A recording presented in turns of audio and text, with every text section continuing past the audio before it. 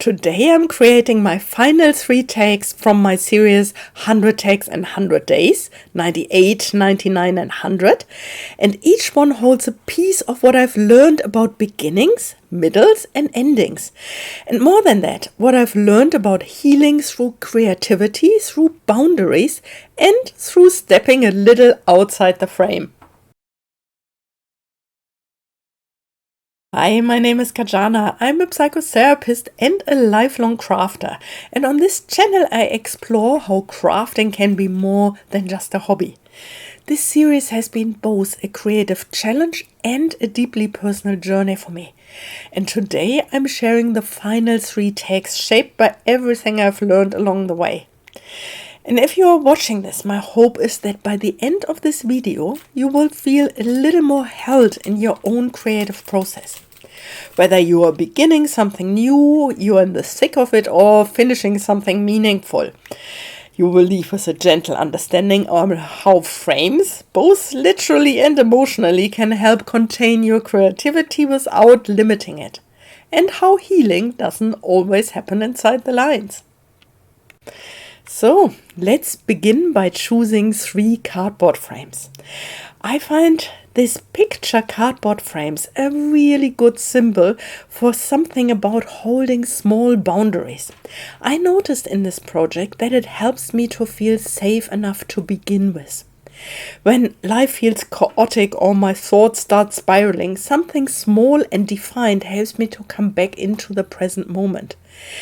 And beginning need boundaries. Like as a psychotherapist, I see how often we want to begin something, be it a project or a change or healing, but we don't know where to start. A frame gives us a shape. It says, this is where the work happens. And that's one of the biggest things this project taught me. A frame can soothe our nervous system. Whether it's a time limit, a page, a container, having a gentle structure is a way of saying, this is where I begin and this is enough. And from there, we can start to play. The boundaries, the frame is clear. For me, it was 100 takes in 100 days, 5 different backgrounds for all the different takes. So that was clear. And for these 3 takes, it is clear I would like to use the frames and I would like to use 3 of these vintage people. And now I'm in the messy middle. I don't know exactly what goes where or what does it all mean. It's like vaguely clear, but it can be a little bit stressful when we are in the messy middle. And that's where we need more holding. Here represented by the frame, and it is the time where you have already invested a lot of energy, but there is no clarity yet.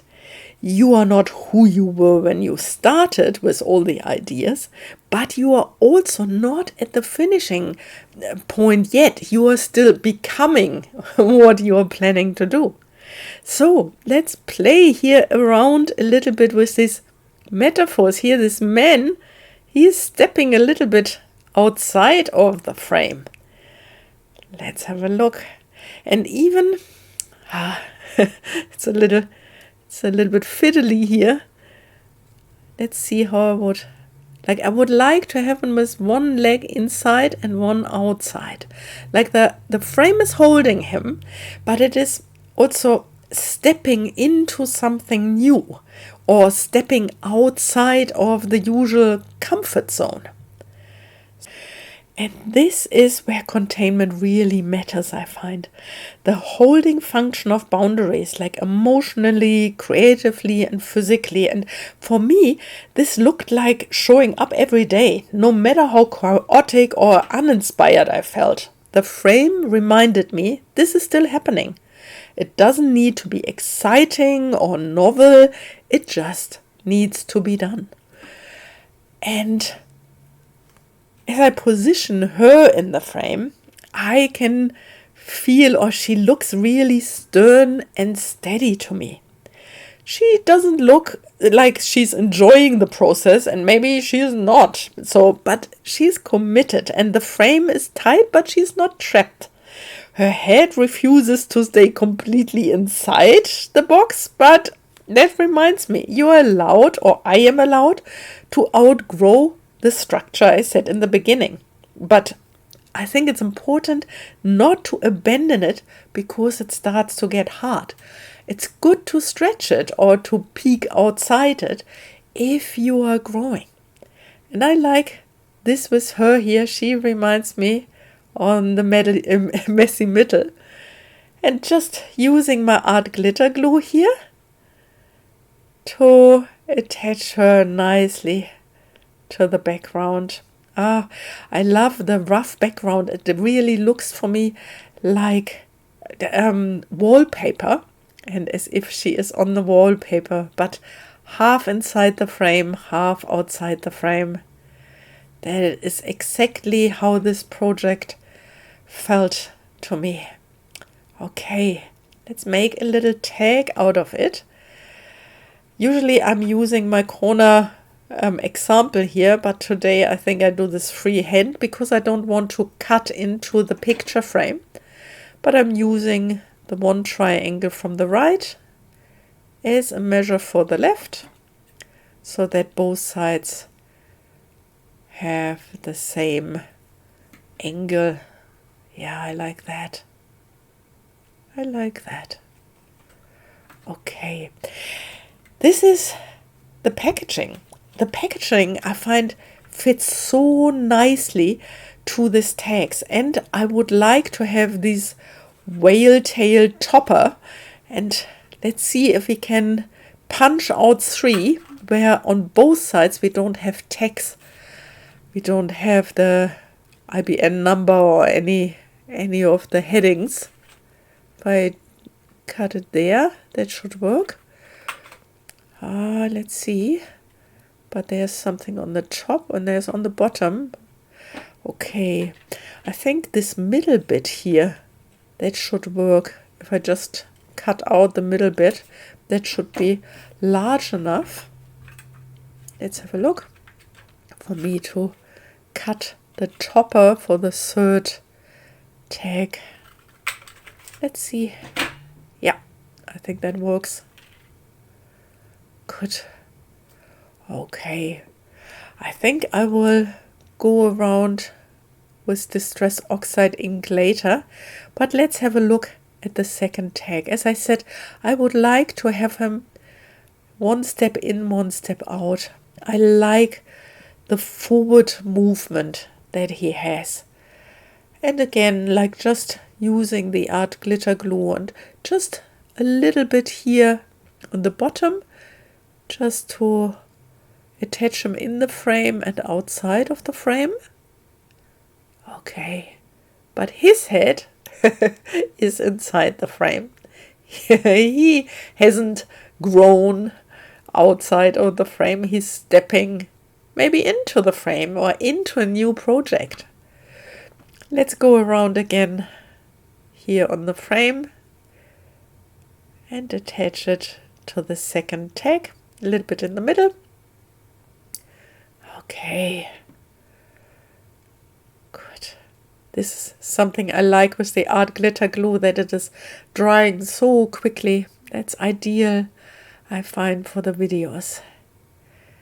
Now, let's have a look at the 3rd one.